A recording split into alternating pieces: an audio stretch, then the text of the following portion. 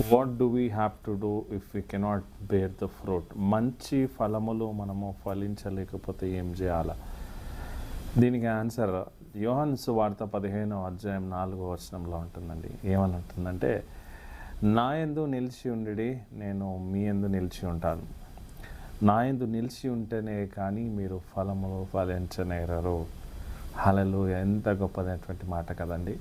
నిజంగా ఆయన యందు నిలిచి ఉంటే కానీ మనము 30దంతలుగా 60దంతలుగా 100ంతలుగా ఫలములు ఫలించనేరము. హల్లెలూయా!